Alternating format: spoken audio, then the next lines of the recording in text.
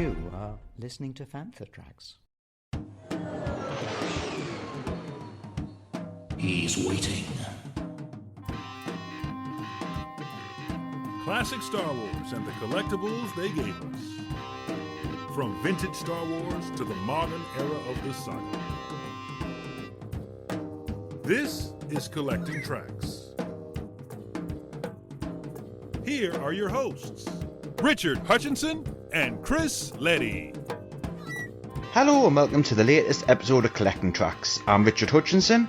And I'm Chris Leddy. And we're your hosts for this bonus episode as part of Star Wars Podcast Day. Tips for new collectors. Star Wars Podcast Day, what an awesome idea, Chris. I'm glad we're part of it. Yeah, definitely. I'm psyched to contribute to it in some small degree. So what we decided to look at this episode then is, instead of releasing a regular format one, which we'll have to get cracking on with soon, is to answer some of the questions I think I've seen a lot from newer collectors in the hobby. And this is just, really how to start getting into this overwhelming, huge wealth of, knowledge and vast areas of Star Wars collecting. So I'm going to go all the way back then, Chris. We'll come to you first. And so at some point you recognised that collecting alone perhaps isn't as fun as what it is when you were interacting with others. So how did you dip your toe back into the water? The way I did it was I just started, it was really on Facebook, and it was around 2015. And at that point, Facebook was really starting to take over with the groups, switching from the forums to these kind of vintage, modern, various Star Wars focused groups. And boy, it really opened my eyes of what was out there. I thought I was a pretty knowledgeable collector, but wow, there was so much more available than I even could imagine. Absolutely, and I'm on the similar vein, but for me it was the forum, and I started by purchasing items on eBay, and I'm going to be honest with you, Chris, if I started off collecting now, I don't think I'd actually bother checking to see if weapons were repro or not, and I know a lot of people might frown at that, but I think I'm just at the point now where it's such a minefield that I would just be happy with complete figures, and I wouldn't purposely go out and buy repro figures, of course not, but if I bought, I don't know, an A-wing pilot with a black blaster, and to look at that through, these eyeglasses and, where people are taking pictures in and zooming in on, I think I'd just rather live in ignorant bliss if I had to come back into the hobby right now. I know. I listened to your recent Vintage Rebellion podcast, and it really opened my eyes to that whole idea of, the repro versus vintage, complete, etc. It's funny that you mentioned the A-wing pilot, because that's a figure that I have that I don't have a weapon for, and I'm looking at the prices for the original vintage black Endor blaster that it is supposed to come with, and you're talking hundreds of dollars for this little piece of plastic, and it's so difficult to understand what is potentially a reproduction with all the technology and everything these repro makers have these days. It's tough, and you need to, if you want to go that route and make sure it's, original, you've got to go on to these sites like the Imperial Gunnery and really scrutinize this stuff. And it's like a deep dive way into the weeds of collecting, and is it really worth it? And do you just want something to represent that figure, that part of your collection on the shelf? These are questions that you have to ask yourself. Am I okay with just having an original Endor blaster that's the bluish or gray one instead of the black one?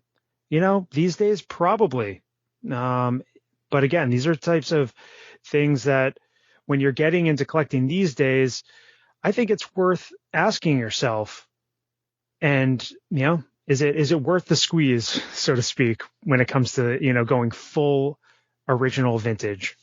Well, I think about 8 years ago, I dropped a black blaster down the back of my radiator, and it slipped through a crack in the floorboard. So if I ever pull those floorboards up, that black blaster is yours. It probably cost me about, I don't know, in your money, about $40 when I bought it. So it wasn't the end of the world. But, you know, I was annoyed. I saw it go down and I thought, that's it, it's gone. But never mind, one day. Yeah.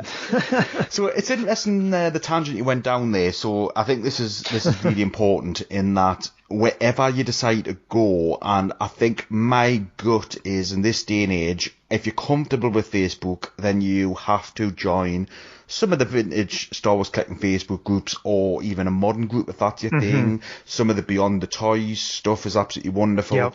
But I think what's important is, and we've seen new people join the hobby in many, many different ways.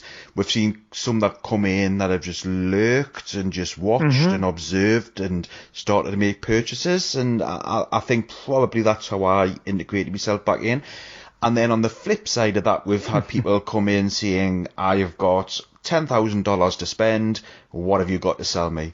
So what's your tip then, knowing that what we know of Star Wars collectors, and how would you integrate yourself? Well, the temptation, if you've got the funds to jump in with both feet and go crazy, is certainly there because of the vastness of what's available for Star Wars collectors. But I would say to step back, take a slower approach. The lurking and the researching and starting to make connections with other collectors, I mean, I think that's the safer approach. You know, it's definitely intimidating getting into this area of collecting, understanding where you want to start, what you want to focus on. I mean, again, these are all questions that you should be asking yourself. You know, what do you particularly like? What draws you in? Is it the figures? Is it vintage? Is it modern? Is it, you know, the toys, like you mentioned, beyond the toys, all the various endless amounts of stuff out there available with anything Star Wars on it. Yeah, these are definitely things that you should, you know, just ask yourself, you know, what intrigues me, and, you know, just get on the Facebook groups, you know, maybe join some of the forums and just start doing your research. Hi, this is Steve Grad from Beckett Authentication, and I will tell you what, I approve and I authenticate Fantha tracks, and you should too. Well, I think my tip would be, is you pretty much nailed it there. What am I looking at? Am I looking at vintage, and am I looking to acquire the figures that I had in the past? Or perhaps is it comic collecting, and I'm thinking of going down that route? You know, there's lots and lots of different ways in this. But I think what you've got in the States that we don't have so much in Europe are some absolutely awesome subgroups where states have set up their own collecting clubs. So some of the more active ones, like the Georgia Alliance, for example, I must have 500,000 members by now. And of those members, only a tiny part of them will collect vintage Star Wars, a part of them will collect modern, all of them will enjoy the movies. But, you know, it's a great way of integrating yourself into things that's in your local area. In the States, if I was joining one of these groups, I would certainly be, you know, asking questions in those groups and saying, is anybody from the, you know, I can't think of any places in Georgia necessarily, but is anybody from this area? Oh, yes, you know, Narayan lives down the road. Or did you know that there's a comic book shop down the street? Did you know this existed? Did you know we've got a meet up at this location? And you've got that huge advantage in the States, whereas over in Europe, we don't have that collecting kind of clique, if you like, which I think is awesome, and it's certainly something that's missing. Over in the UK, we tend to have more face-to-face events due to the fact, of course, that we're a smaller country. Completely understandable. The Facebook groups in the States, for sure, are, I would say, the best way to connect with, you know, local to you collectors.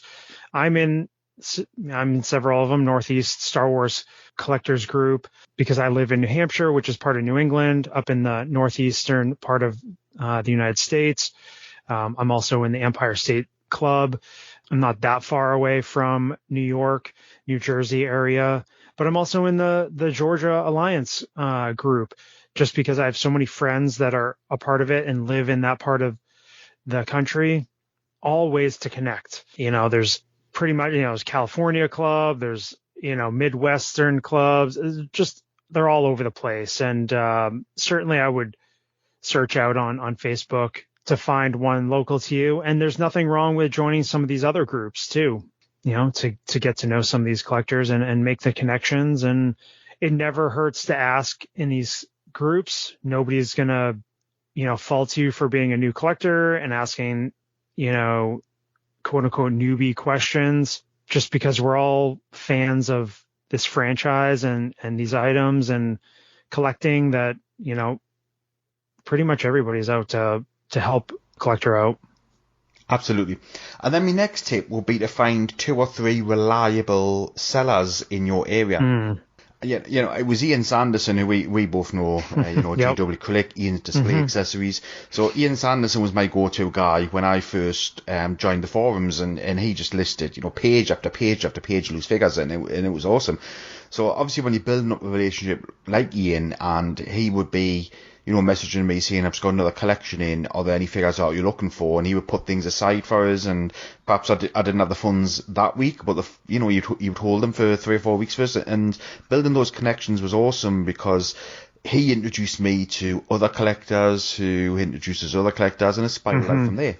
I think, resources like that, again, making those connections, finding people that, deal with getting collections and are willing to help you out on payments or, hold the items for several weeks.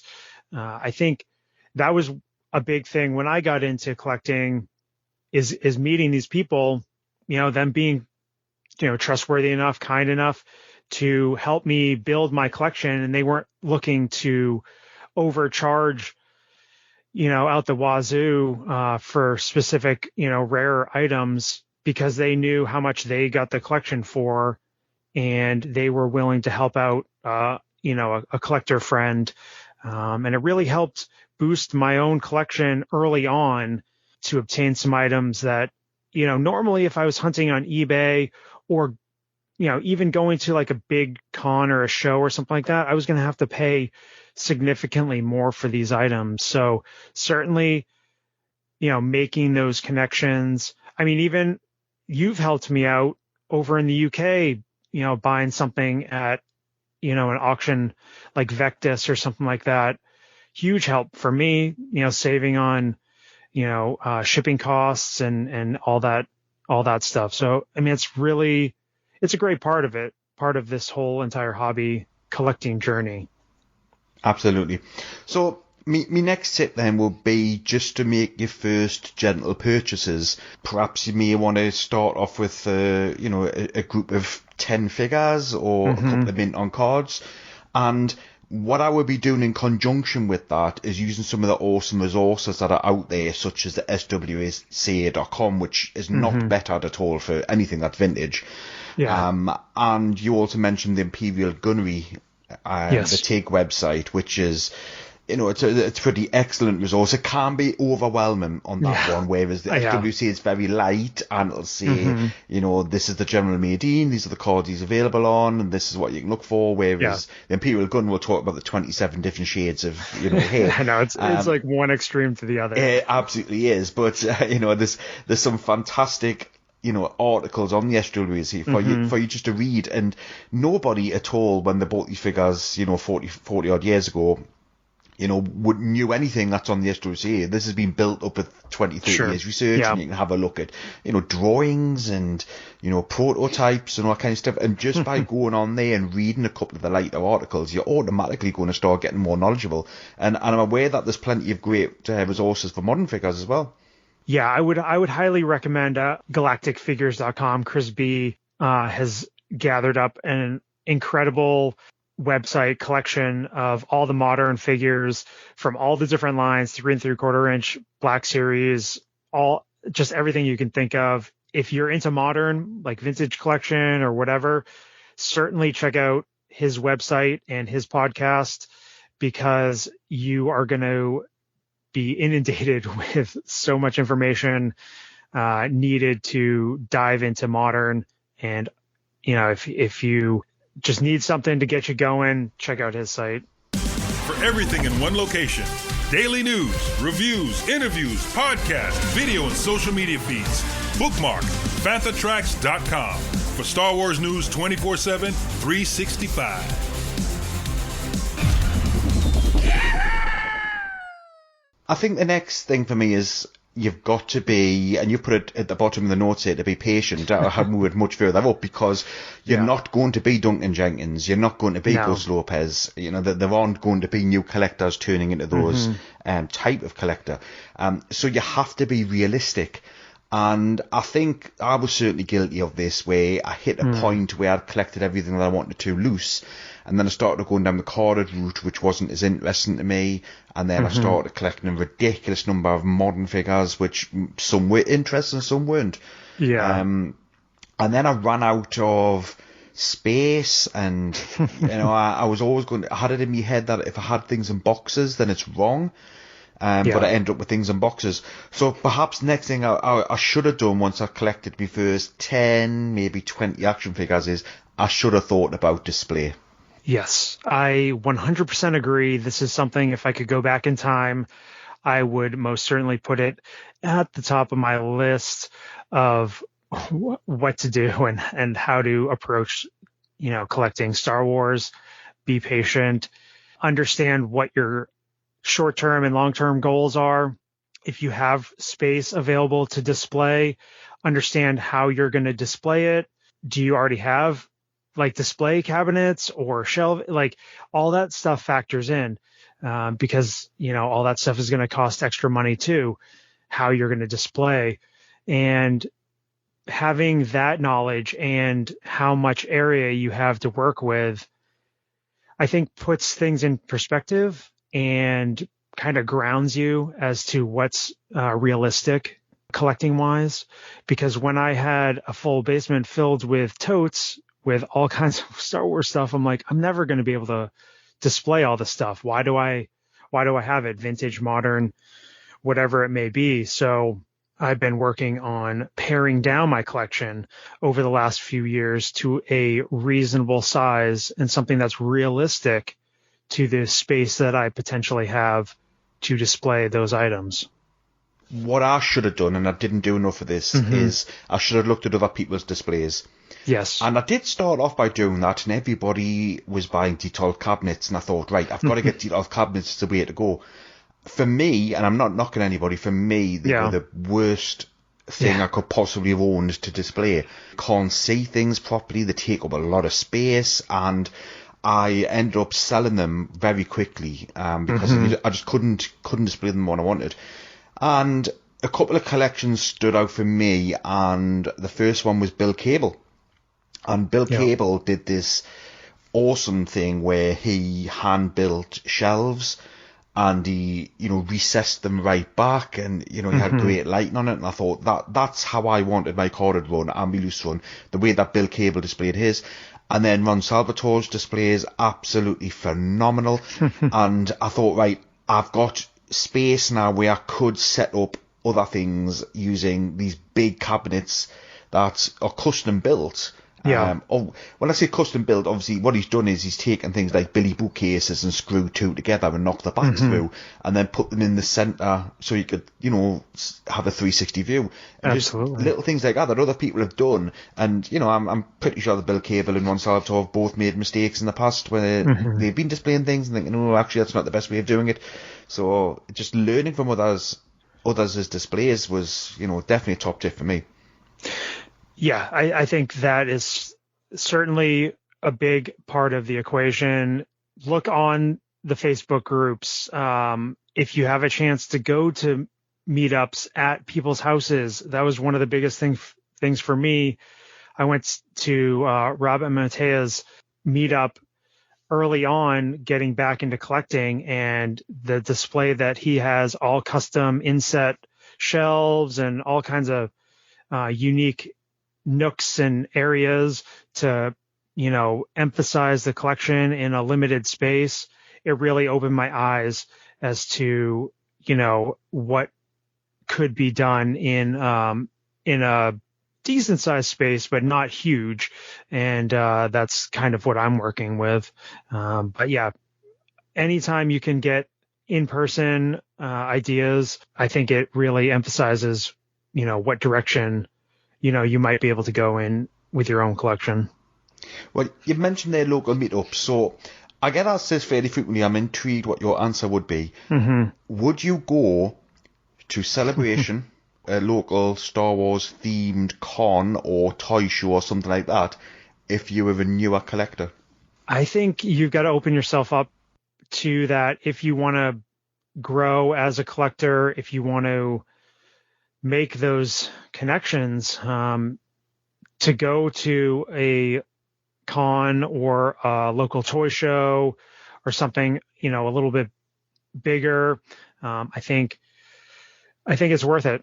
You got to put yourself out there. Maybe you don't have any other friends local to you, but maybe, if you don't want to go by yourself, try to grab a family member or, even a friend that's not into pop culture, Star Wars, whatever, try to get them to go along with you, or bring the family, whatever it might be, just to get things rolling.